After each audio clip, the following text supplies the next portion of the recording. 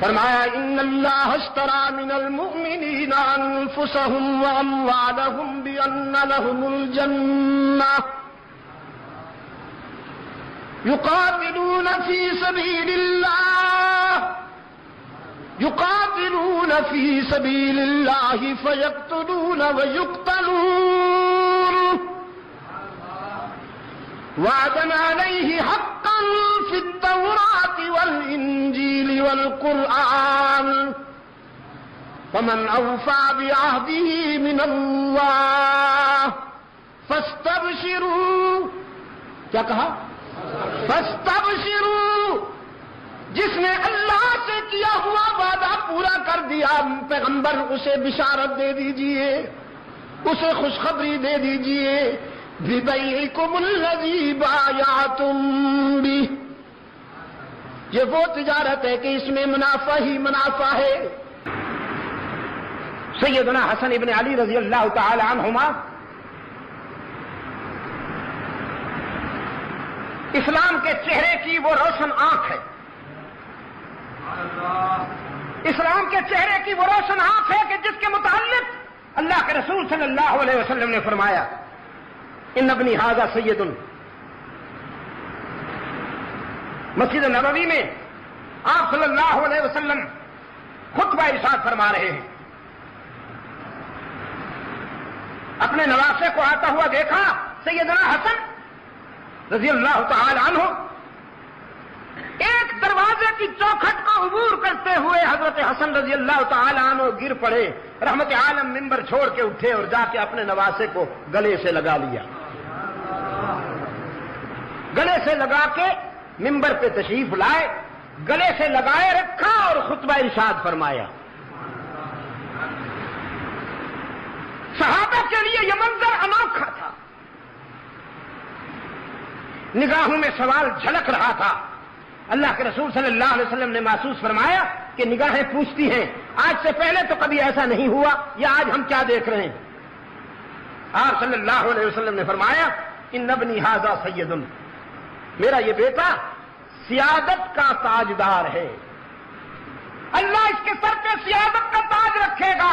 لعل اللہ ان یصلح به بین فئتین عظیمتین من المسلمین.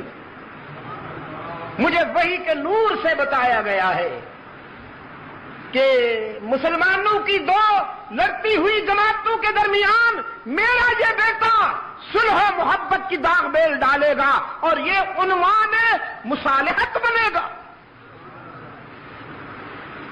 اللہ کے رسول صلی اللہ علیہ وسلم کی اس بشارت کی تکمیل کا وقت آ گیا جب سیدنا حسن نے رضی اللہ تعالی عنہ اپنے چچا سیدنا معاویہ سے مصالحت کر لی. جی مصالحت کر لی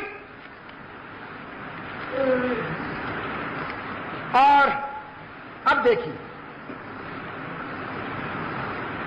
اس مصالحت کے بعد سیدنا معاویہ رضی اللہ تعالی عنہ نے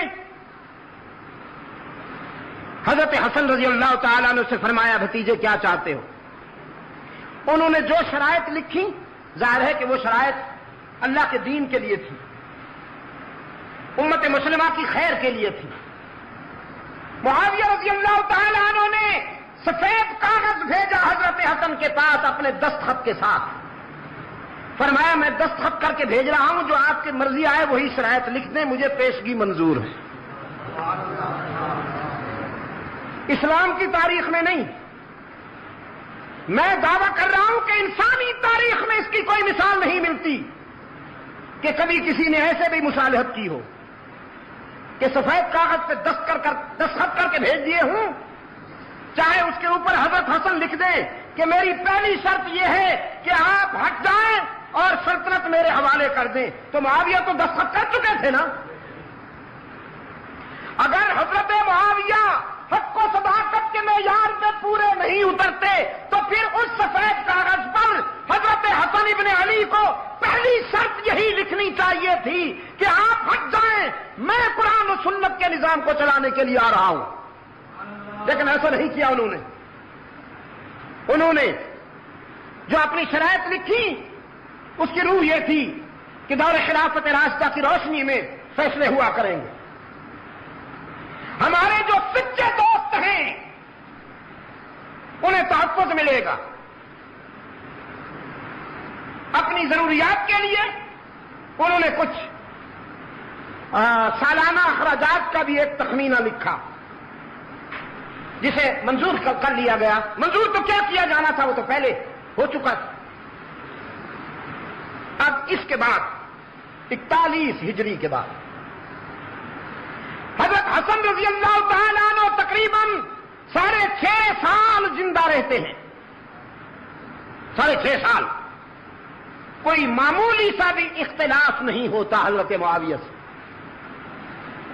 مکمل یگانگت اور وحدت کے ساتھ اور تعاون کے ساتھ چلتے ہیں. ان کا انتقال ہو جاتا ہے. پھر سن 60 میں حضرت معاویہ کا انتقال ہو جاتا ہے. تو 41 اور 60 کے درمیان کتنے سال ہیں؟ 19 سال. ان 19 سالوں میں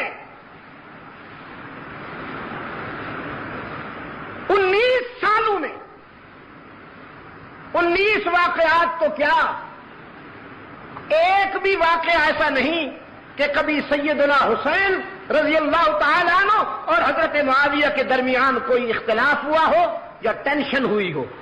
اگر ہوئی ہو تو دکھائیے.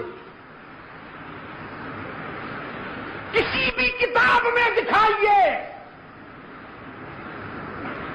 کہ حضرت حسین رضی اللہ تعالیٰ عنہ اور سیدنا معاویہ کے درمیان کوئی ٹینشن ہوئی ہو. نہیں. سیدنا معاویہ رضی اللہ تعالیٰ عنہ کے انتقال سے پہلے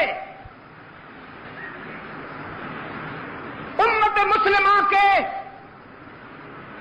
جو صاحب الرائے روشن ضمیر بزرگ تھے ان کی مشاورت ہوئی اور اس مشاورت کی روشنی میں یہ طے ہوا کہ آئندہ قیادت کا بوجھ اور ذمہ داری ابن معاویہ پہ ڈالی جائے.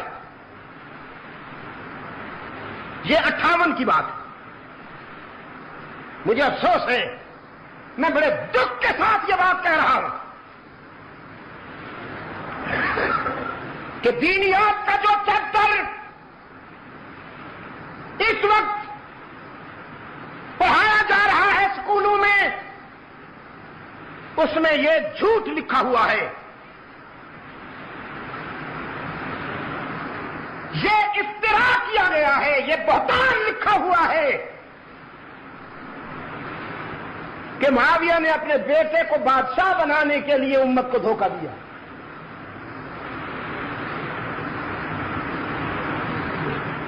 میں آپ سے پوچھتا ہوں آج اگر کوئی غلط قدم اٹھاتا ہے کوئی دھوکہ دیتا ہے مسلمان آج بھی اس پر احتجاج کرتے ہیں. جہاں تک ہو سکتا ہے اس کی گرفت کرتے ہیں.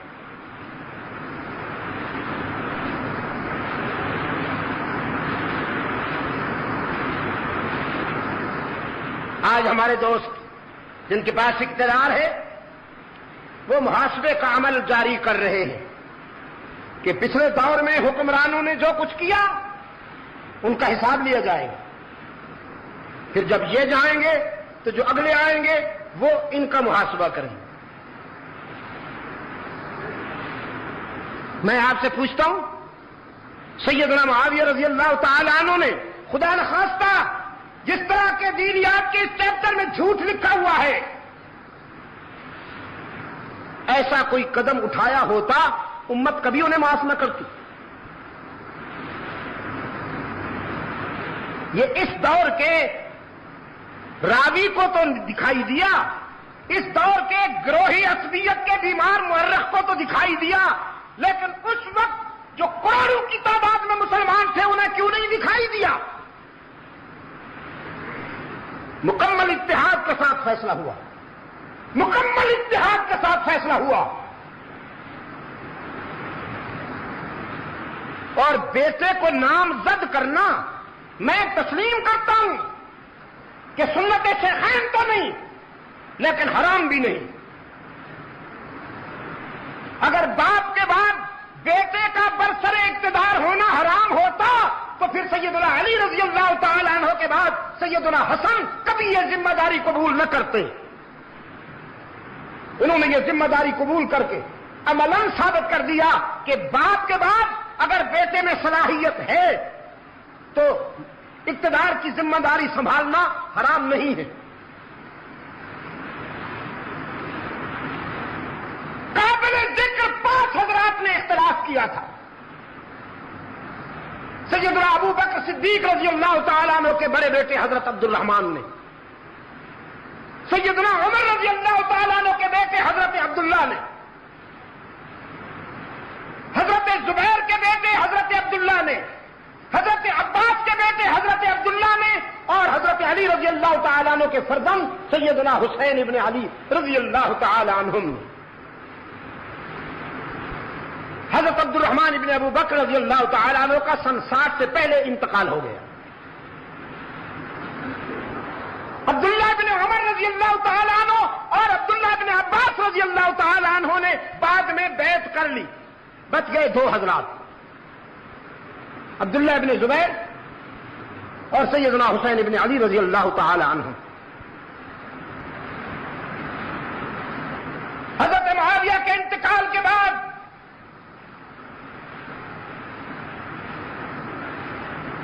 سیدنا حسین ابن علی رضی اللہ تعالیٰ عنہ سے کہا گیا کہ آپ اس سلسلے میں کیا فیصلہ فرماتے؟ سیدنا حسین رضی اللہ تعالیٰ عنہ کے سامنے 2 راستے تھے۔ ایک راستہ یہ کہ سیاست میں اختلاف کا وہ رخ اختیار کیا جائے جس رخ کے اختیار کرنے کے بعد 1 لاکھ انسان قتل ہو گئے، جمل میں اور صفین میں۔ اختلاف کا ایک طریقہ وہ تھا، اور ایک طریقہ یہ تھا کہ میں کنارہ کشی اختیار کر لوں، جو نقصان ہو چکا وہ تو میرے بس میں نہیں تھا، لیکن اب یہ تو میرے بس میں ہے کہ میں ایک طرف ہو جاتا ہوں تاکہ محمد عربی کی امت میری وجہ سے خون ریزی میں مبتلا نہ ہو۔ یہ وہی سوچ ہے جو سیدنا عثمان ابن عفان رضی اللہ تعالیٰ عنہ کی سوچ تھی، کہ ان کے پاس اختیار بھی ہے، ان کے پاس اقتدار بھی ہے، ان کے پاس فوج بھی ہے، ان کے پاس قوت بھی ہے، لیکن ان سب کچھ کے ہوتے ہوئے بھی مدینہ کو خون ریزی سے بچانے کے لیے جان دے دی، لیکن امت مسلمہ کو فتنہ و فساد سے بچانے کی کوشش کی۔ یہ وہی طریقہ تھا جسے سیدنا حسین ابن علی رضی اللہ تعالی عنہ نے اپنانا پسند کیا، اور میں سمجھتا ہوں کہ یہ حسین کا امت پر عظیم احسان ہے۔ میں آج پورے وثوق سے کہتا ہوں کہ اگر حضرت حسین رضی اللہ تعالیٰ عنہ مقابلے میں آ کر، جس طرح آج کل مقابلہ ہوتا ہے لیڈروں کا، اگر سیدنا حسین مقابلے میں آ کر امت مسلمہ کو دعوت دیتے کہ تم میرا ساتھ دو، تو خدا کی قسم امت کا 90% حضرت حسین کے ساتھ ہوتا۔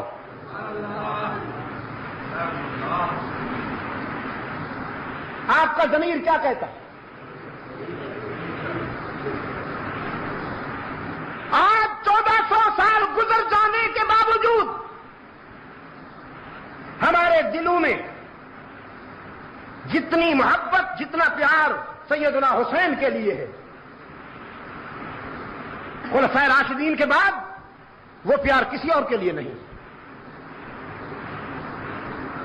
یہ صرف میری بات نہیں ہے، میرا خیال یہ ہے کہ ہر مسلمان کے احساسات یہی ہیں۔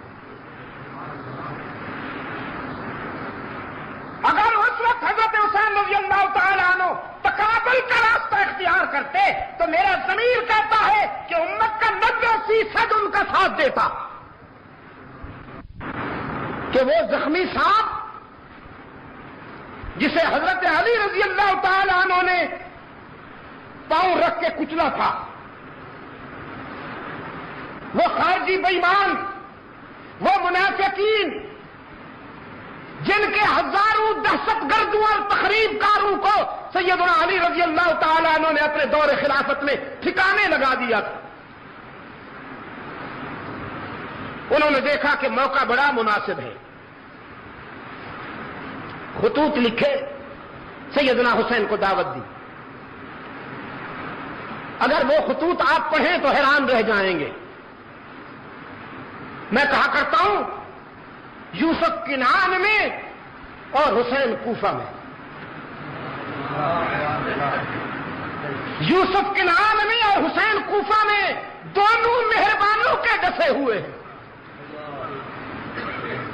دونوں کو دوستی کے عنوان سے دشمنی کا سامنا کرنا پڑا.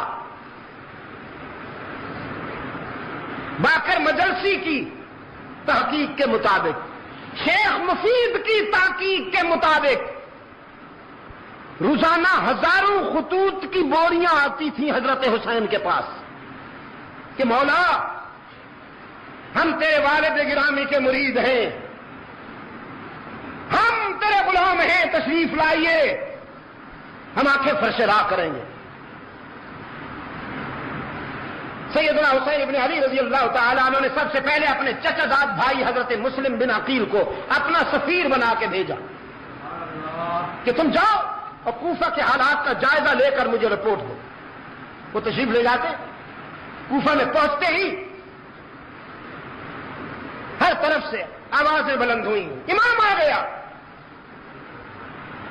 پورا کوفہ عقیدت و احترام سے باہر نکل آیا اور حضرت مسلم رضی اللہ تعالیٰ عنہ کے ہاتھ پہ بیعت کی. مولا قربان جاؤں. شیخ مفید کہتا ہے تقریباً 32,000 لوگوں نے حضرت مسلم کے ہاتھ پہ بیعت کی. کوفے کی آبادی تھی ہی اتنی، 32,000 انسانوں نے بیعت کی. حضرت مسلم رضی اللہ تعالیٰ عنہ نے خط لکھا سیدنا حسین ابن علی رضی اللہ تعالیٰ عنہ کو، گویا پازیٹو رپورٹ دی، گرین سگنل دیا کہ حالات صحیح ہیں، سب لوگ آپ کے عقیدت مند ہیں. انہوں نے آپ کی نسبت سے میرے ہاتھ پہ بیعت کی، گویا آپ کی بیعت کی. آپ تشریف لے آئیے، نو پرابلم. ادھر یہ خط روانہ ہوا، ادھر گورنر صاحب تبدیل ہو کر آ گئے اور گورنر کو راستے میں اطلاع ہو گئی کہ کوفے والوں نے حضرت مسلم کے ہاتھ پہ بیعت کر دی ہے. کل 18 لوگ اس کے ساتھ تھے. کتنے؟ اونلی 18 پیپلز، 18 لوگ. امامے سے چہرہ ڈھانکا ہوا، پگڑیاں اس انداز میں باندھی ہوئی کہ چہرہ نظر نہیں آتا. یہ بلوچستان میں اب بھی ہے، گرم علاقہ جہاں ریت اڑتی ہے اور ہوائیں گرم ہوتی ہیں، وہ چہرہ چھپا لیتے ہیں دھوپ سے، گرمی سے بچنے کے لیے بھی اور مٹی گند سے بچنے کے لیے بھی. تو چہرے پہ امامے کا ایک پلو یوں ڈال رکھا ہے.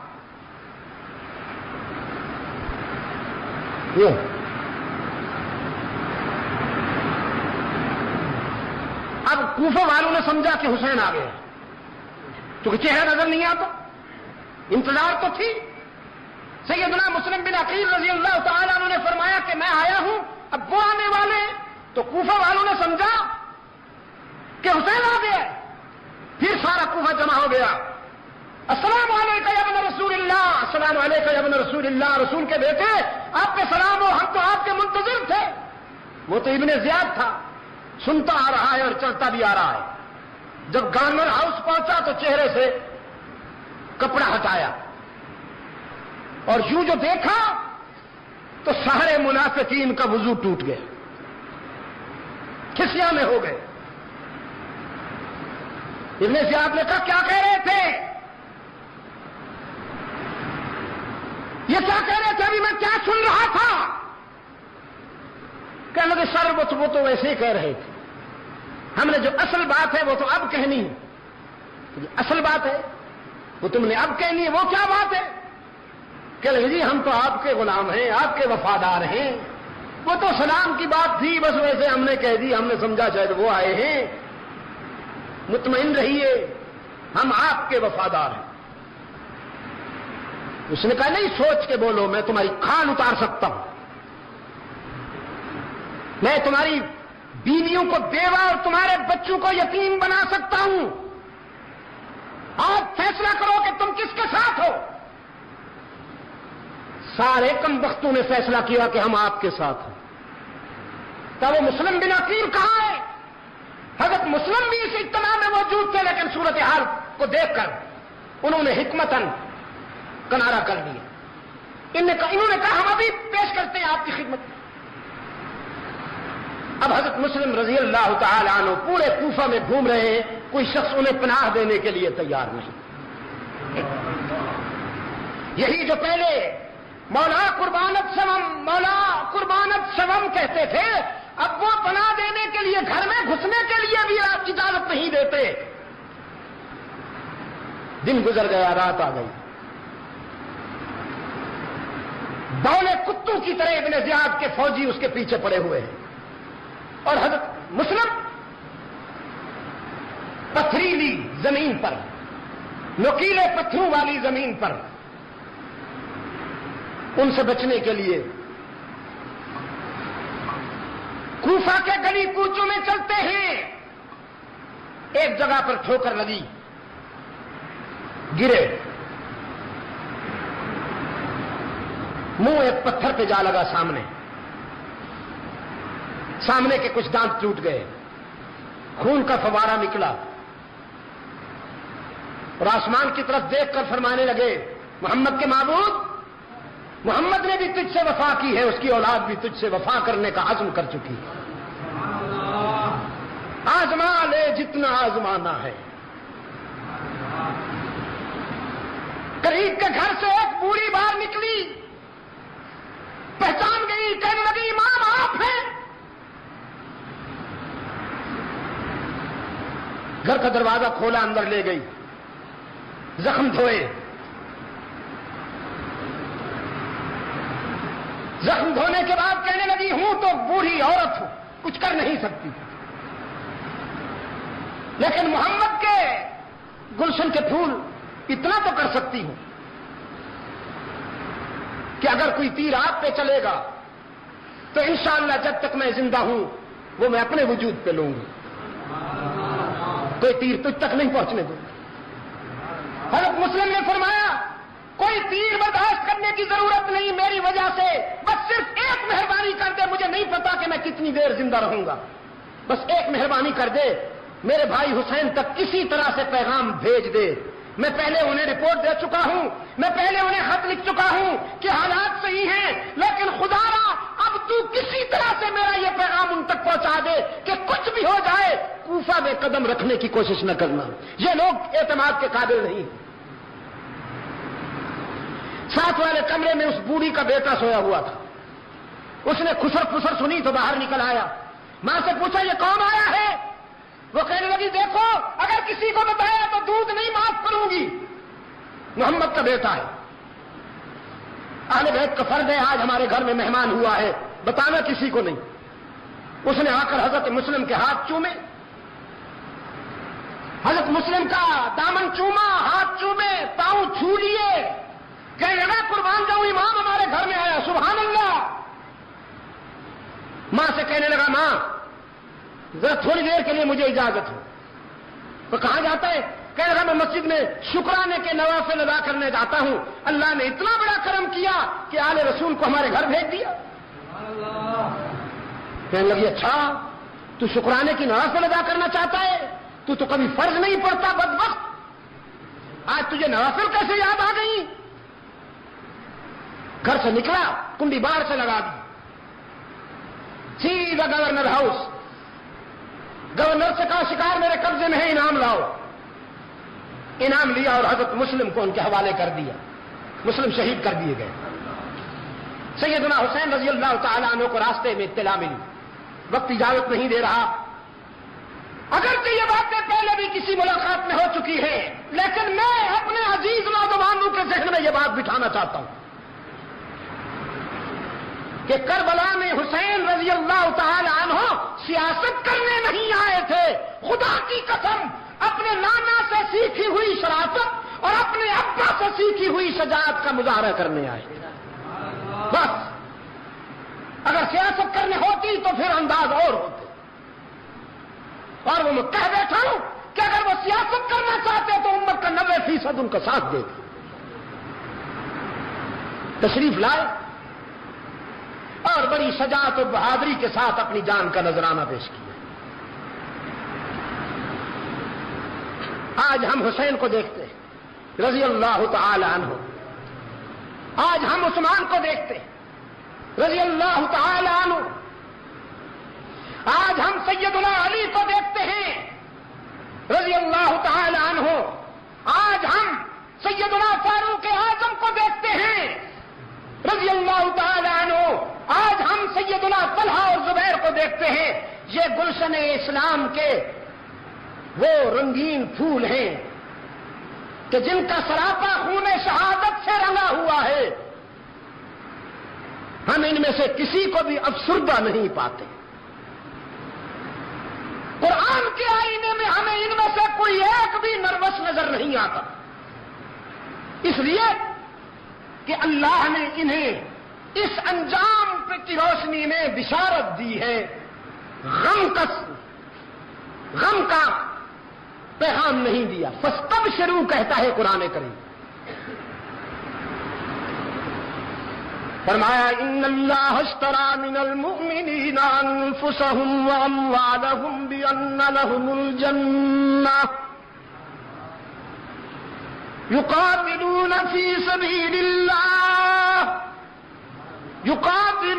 في سبيل الله فيقتلون ويقتلون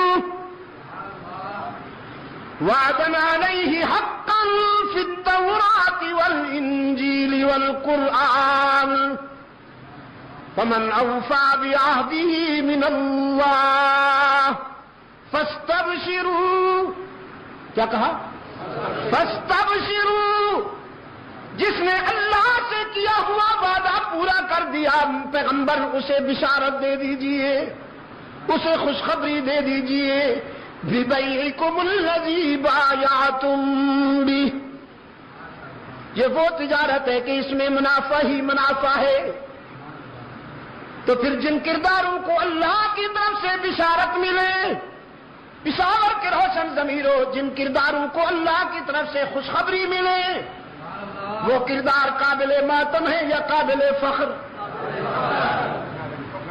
فاروق اعظم قابل ماتم ہے یا قابل فخر؟ عثمان قابل ماتم ہے یا قابل فخر؟ حالانکہ مظلومیت کا یہ عالم ہے کہ کربلا میں 3 دن پانی بند اور مدینہ کے شہید کے لیے 40 دن پانی بند۔ مظلومیت کا یہ عالم ہے کہ 3 دن حضرت عثمان کی میت پڑی رہی بے گور و کفن۔ تاریخ منافقت کے درندے کسی کو قریب نہیں آنے دیتے۔ میں نے رات بھی کہا، جو کنواں خرید کر کے امت کے لیے وقف کیا اسی کنویں کا پانی بند، جو مسجد خرید کر کے توسیع کی اور عمارت اس کی بنائی اسی مسجد میں نمازوں پر پابندی لگائی گئی، اور شہادت کے تیسرے روز رات کی تنہائی میں عثمان ابن عفان کو جنت البقیع کے ایک کونے میں دفن کر دیا گیا۔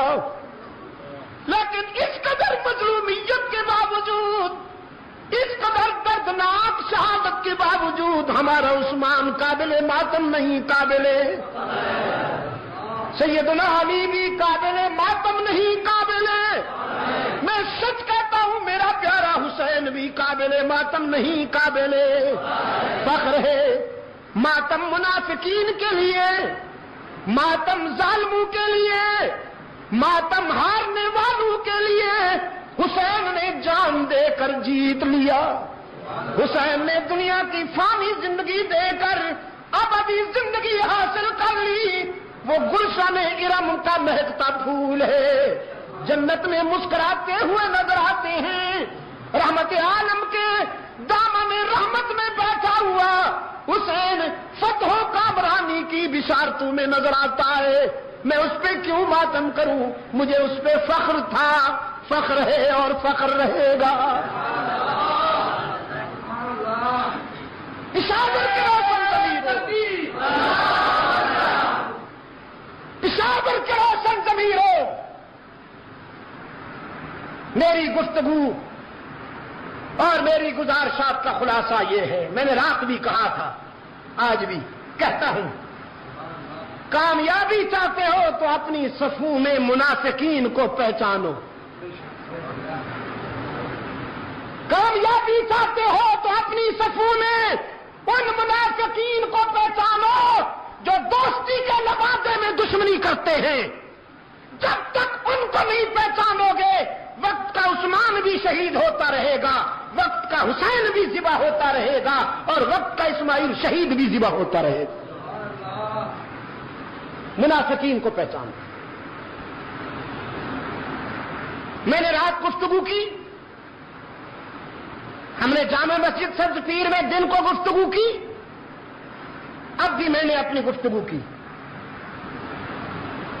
اس میں آپ نے محسوس کیا کہ کوئی امن و امان کے خلاف بات ہوئی ہے؟